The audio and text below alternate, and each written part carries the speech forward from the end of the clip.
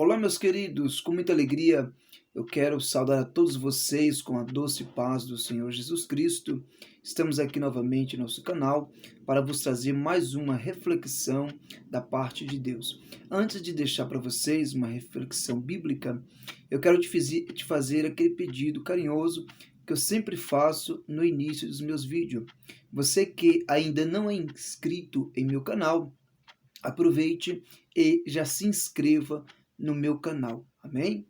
Meus queridos irmãos, eu quero deixar um versículo para a nossa meditação nessa noite, aqui na palavra de Deus, em Mateus capítulo 16, e o verso de número 24 diz assim: Então disse Jesus aos seus discípulos: Se alguém quiser vir após mim, renuncie-se a si mesmo, tome sobre si a sua cruz e siga-me. Perceba, meus queridos irmãos, que o texto bíblico diz: Disse Jesus, quem quiser vir após mim, renuncie-se a si mesmo, toma sobre si a sua cruz e siga-me. Eu quero falar nessa oportunidade sobre os quatro pilares de um ministério que vai revolucionar. Os quatro pilares de um ministério que vai revolucionar. Quatro pilares do ministério que vai revolucionar. Acredite, o seu ministério, ele vai revolucionar esta geração.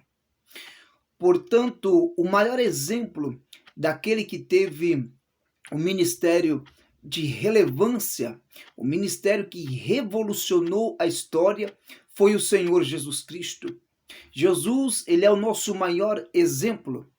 E quando eu falo dos quatro pilares de um ministério que vai revolucionar, Pastor Juscelino, qual é o primeiro ministério? Qual é o primeiro pilar do ministério que vai revolucionar? O primeiro pilar do ministério que vai revolucionar está aqui nesse texto que ora nós acabamos de ler.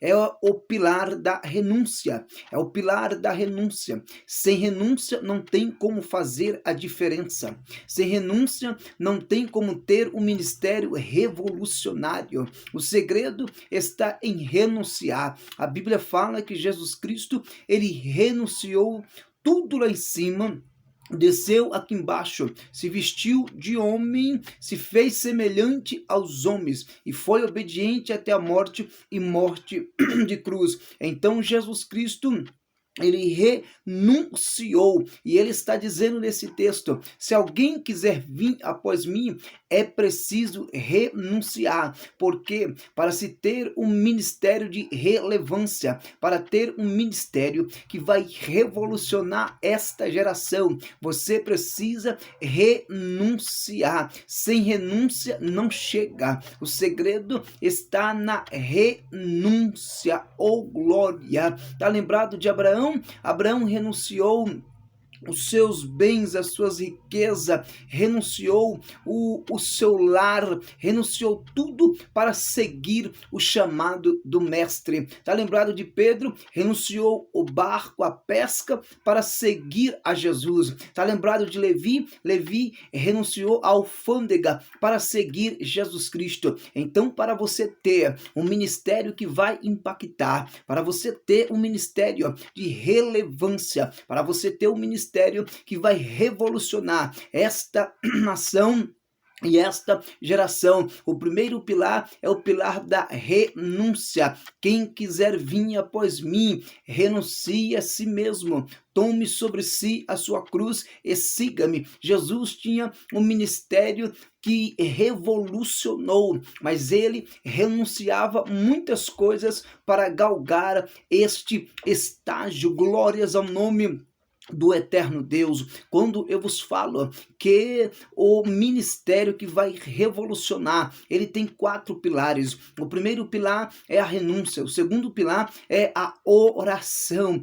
Oração é falar com Deus. Ninguém chega sem orar. Grandes homens da Bíblia tiveram êxito porque tiveram uma vida de oração. Exemplo, Daniel orava 3 vezes ao dia. Jesus Cristo, no Getsemane, Jesus foi orar 3 vezes, voltou, os seus discípulos dormindo. Então Jesus disse: vocês não podem velar comigo, nem uma hora sequer. Jesus tinha um ministério de oração, e esta nossa geração só vai ter um ministério que vai revolucionar quando nós aprendermos a orar. Mas eu não estou falando de orar para almoçar, de orar para dormir, não é isso, é ter um ministério banhado de oração. Jesus tinha um ministério de oração. Jesus sempre se retirava e ia para o monte orar. Jesus passava noites e mais noites no monte orando, buscando a presença do Deus Todo-Poderoso. Por isso que Jesus teve